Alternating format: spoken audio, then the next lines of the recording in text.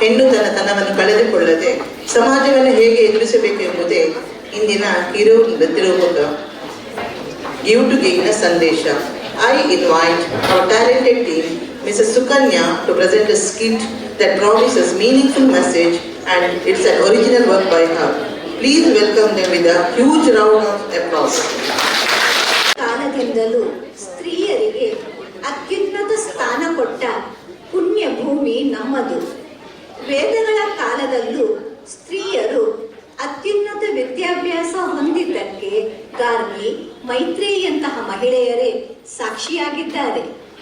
ಕ್ರಿಸ್ತಪೂರ್ವ 3ನೇ ಶತಮಾನದಲ್ಲಿ ವಿಶ್ವ ಪರ್ಯಟನೆಗೊಂಡ ಅಶೋಕ ಚಕ್ರವರ್ತಿಯ ಹಿರಿಯ ಮಗಳಾದ ಸಂಘಮಿತ್ರೆಯ ನಡೆ ಅಂದಿನ ಕಾಲದ ಸ್ತ್ರೀ ಸ್ವಾತಂತ್ರ್ಯಕ್ಕೊಂದು ಹಿಡಿದ ಕನ್ನಡಿ. ಆದರೆ ಕಾಲಕ್ರಮೇಣ ಪರಕೀಯರ ಆಕ್ರಮಣದಿಂದ ಸ್ತ್ರೀಯರ ಸಾಮಾಜಿಕ ಆರ್ಥಿಕ ಜೀವನ ಬದಲಾವಣೆ ಕಂಡಿತು. ಆಕೆ ವಿದ್ಯಾಭ್ಯಾಸದಿಂದ ವಂಚಿತಳಾದಳು.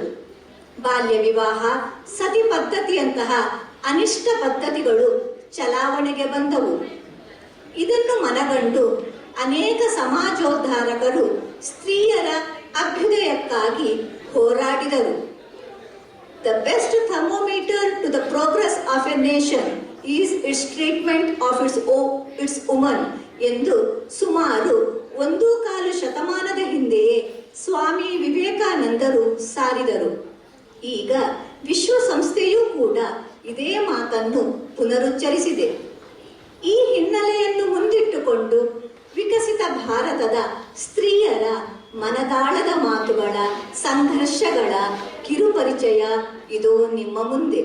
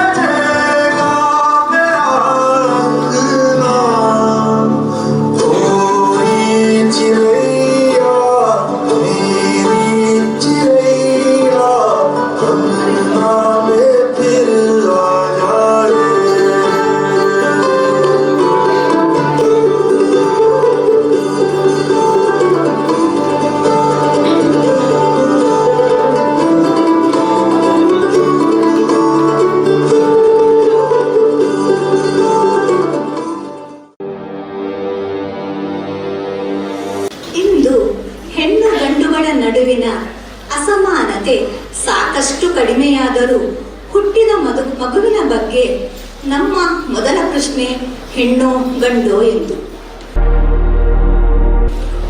ಹೆಣ್ಣಿನಿಂದಲೇ ಇಹವು, ಹೆಣ್ಣಿನಿಂದಲೇ ಪರವು, ಹೆಣ್ಣಿನಿಂದಲೇ ಸಕಲ ಸಂಪದವು, ಹೆಣ್ಣೊಲ್ಲದನ್ನಗಳು ಯಾರಯ್ಯ ಎಂಬ ಸರ್ವಜ್ಞನ ವಚನದಿಂದ ಹೆಣ್ಣು ಹುಟ್ಟಲು ಹೊರೆ ಎನ್ನುವರು, ಗಂಡು ಹುಟ್ಟಲು ದೊರೆ ಬಂದ ಎನ್ನುವರು, ಹೆಣ್ಣು ಹುಟ್ಟಲು ಪೀಡೆ ಎನ್ನುವರು, ಗಂಡು ಹುಟ್ಟಲು ಬೇಡ ಹಂಚುವರು.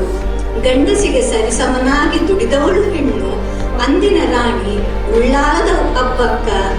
ಗಂಡಸಿಗೆ ಸರಿಸಮನಾಗಿ ದುಡಿದವಳು ಹೆಣ್ಣು, ಅಂದಿನ ರಾಣಿ ಕಿತ್ತೂರ ಚೆನ್ನಮ್ಮ. ಗಂಡಸಿಗೆ ಸರಿಸಮನಾಗಿ ದುಡಿಯುವವಳು ಹೆಣ್ಣು, ಕೋಲೆನಲ್ ಸೋಫಿಯಾ, ಗಂಡಸಿಗೆ ಸರಿ ಸಮನಾಗಿ ದುಡಿಯುವವಳು ಹೆಣ್ಣು, ಇಂದಿನ ವಿಂಗ್ ಕಮಾಂಡರ್ ಯೂನಿಕಾ. ಹೆಣ್ಣಿಲ್ಲದೆ ಗಂಡು ಬಂದದ್ದಾದರೂ ಎಲ್ಲಿಂದ ಎಂಬ ಆಧುನಿಕ ವಚನ ಸಾಹಿತ್ಯ ಹೆಣ್ಣಿನ ಮಹತ್ವವನ್ನು ತೋರಿಸುತ್ತದೆ. ಹೆಣ್ಣೊಂದು ಕಲಿತರೆ ಶಾಲೆಯೊಂದು ತೆರೆದಂತೆ ಎಂಬ ಉಕ್ತಿಯೊಂದಿಗೆ ನಮ್ಮ ಮುಂದಿನ ಭಾಗಕ್ಕೆ ಹೋಗೋಣ.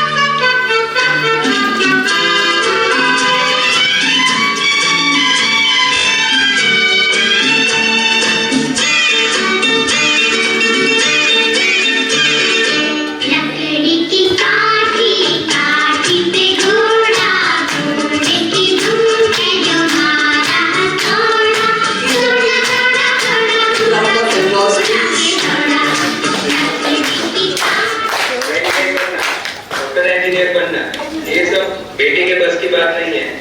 बेटी तो घर के काम और खाना बनाने के लिए ही होती है। पढ़ाई लिखाई करो और उसे घर के काम सिखाओ, वो उसी के लायक है।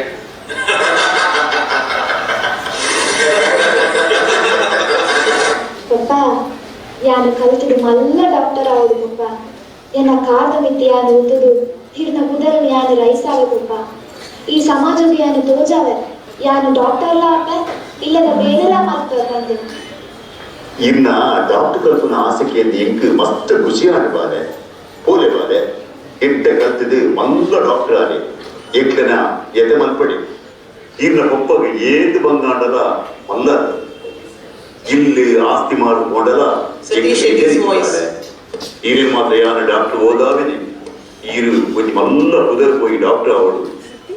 ಅದು ನಮ್ಮ ಸಮಾಜದ ಸೇವೆ ಮಲ್ಪನೆ ಎಂಕ್ ಕಣ್ಣು ತಿಲ್ಲೀಕೆ ದೂರು ಬಾಲೆ ಯಾರು ಜೋಡಿ ಹೋಲಿ ಬಾಲೆ ಎನ್ನ ಆಶೀರ್ವಾದ ಇದಕ್ಕೆ ಯಾಪದ ಓದು ಬರೆ ಬಾಲೆ.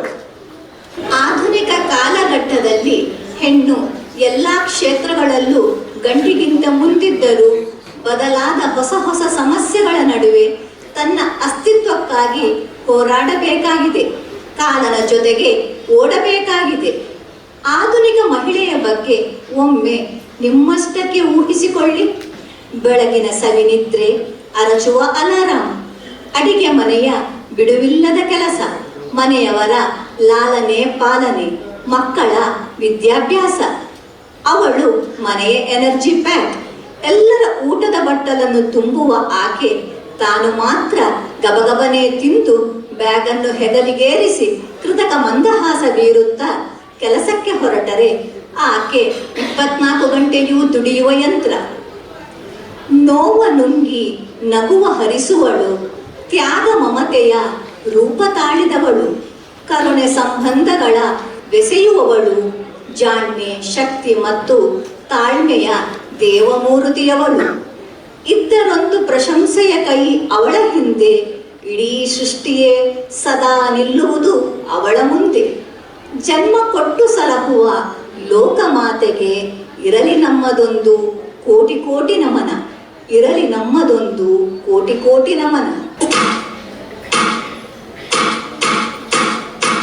मामा टिफिन पैक कर दो ना, स्कूल के लिए लेट हो रहा है।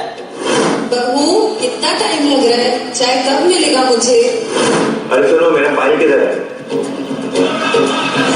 दौड़ दौड़ भाग भाग सा, दौड़ दौड़ भाग भाग सा, दौड़ दौड़ भाग भाग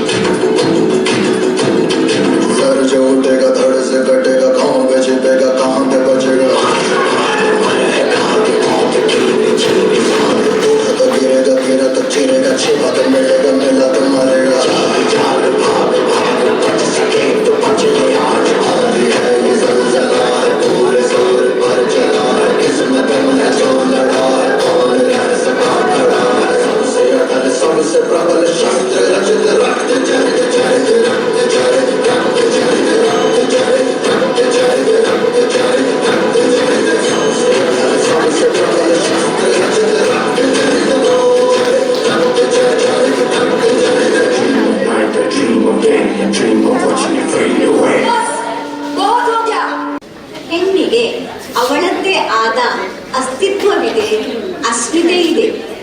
ವಿಕಸಿತ ಭಾರತ, ಸುದೃಢ ಭಾರತವನ್ನು ಹೊಂದಲು ಹೆಣ್ಣು ತನ್ನ ಅಂತಃಸತ್ವವನ್ನು ಬೆಳೆಸಿಕೊಳ್ಳಬೇಕು. ತನ್ನ ಕಾರ್ಯಕ್ಷೇತ್ರದಲ್ಲಿ ಜ್ಞಾನಾರ್ಜನೆಯನ್ನು ಹೆಚ್ಚಿಸಿಕೊಂಡು ಕೌಶಲ್ಯಗಳನ್ನು ಮೈಗೂಡಿಸಿಕೊಳ್ಳಬೇಕು. ಅರಿವೇ ಬದುಕು, ಅಜ್ಞಾನವೇ ಸಾವು. ಆಕೆ ಕೇವಲ ಫ್ಯಾಷನ್ ಶೋ, ಸಿನಿಮಾ ಕ್ಷೇತ್ರಕ್ಕಷ್ಟೇ ಸೀಮಿತವಾಗದೆ, ಗಂಡಿನ ನೆರಳಾಗದೆ ಎಲ್ಲ ಕ್ಷೇತ್ರಗಳಲ್ಲೂ ತನ್ನದೇ ಆದ ಛಾಪನ್ನು ಮೂಡಿಸಬೇಕು. ಪ್ರಕೃತಿಯು ನಾರಿಗೆ ಅಂತಹ ಧೀಮಂತ ಶಕ್ತಿಯನ್ನು ಕೊಟ್ಟಿದೆ. ಆಕೆ ತನ್ನ ಸಹನೆ, ಶಾಂತಿ, ತಾಳ್ಮೆ, ಪ್ರೀತಿಯಂತಹ ಸದ್ಗುಣಗಳಿಂದ ಉನ್ನತ ಸಮಾಜವನ್ನು ಕಟ್ಟಲು ಭದ್ರ ಬುನಾದಿಯಾಗಬೇಕು.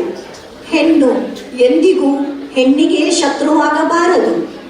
ಮಹಿಳೆಯರ ಏಳಿಗೆಯು ಸರಕಾರದ ಘೋಷ ವಾಕ್ಯಗಳಿಂದಾಗಲಿ ಅಥವಾ ಯಾವುದೇ ಪ್ರಾಯೋಜಿತ ಕಾರ್ಯಕ್ರಮಗಳಿಂದಾಗಲಿ ಆಗುವಂತಹುದಲ್ಲ. ಅದು ಪ್ರತಿ ಮನಗಳಿಂದ ಪ್ರಾರಂಭವಾಗಬೇಕು. ಪ್ರತಿಯೊಬ್ಬ ತಾಯಿಯು ಸುಸಂಸ್ಕೃತ ಮಗನನ್ನು ಸಮಾಜಕ್ಕೆ ಕೊಟ್ಟಲ್ಲಿ, ಸಹೋದರಿಯರು ತಮ್ಮ ಮನೆಯ ಸಹೋದರರಲ್ಲಿ ಸದ್ಭಾವನೆಯನ್ನು ಮೂಡಿಸಿದಲ್ಲಿ, ಒಬ್ಬ ಪತ್ನಿ ತನ್ನ ಪತಿಯನ್ನು ಸರಿದಾರಿಗೆ ತರುವಲ್ಲಿ ನಾರಿ ಶಕ್ತಿಯು ವಿಜೃಂಭಿಸಬೇಕು. ಹಾಗಾದಾಗ ಮಾತ್ರ ನಾವು ಸುಶೀಲ, ಸುದೃಢ ಸಮಾಜವನ್ನು ಕಟ್ಟಲು ಸಾಧ್ಯ. ಎದ್ದು ನಿಂತು ಕೂಗಿ ಹೇಳು ನೀ, ಎದ್ದು ನಿಂತು ಕೂಗಿ ಹೇಳು ನೀ, ನಾ ಬರಿಯ ಹೆಣ್ಣಲ್ಲ, ಬಳಲಿ ಬಂದವರಿಗೆ ಆಶ್ರಯದಾತೆ, ಹಸಿದು ಬಂದವರಿಗೆ ಅನ್ನಪೂರ್ಣೆ, ದುಷ್ಟರಿಗೆ ನಾ ಕಾಳಿ ಮಾತೆ, ದುಷ್ಟರಿಗೆ ನಾ ಕಾಳಿ ಮಾತೆ.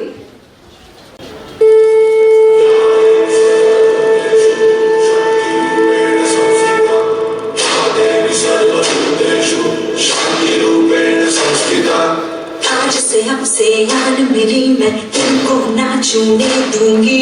जान को चाहे छलनी कर दो, मान को ना छूने दूंगी.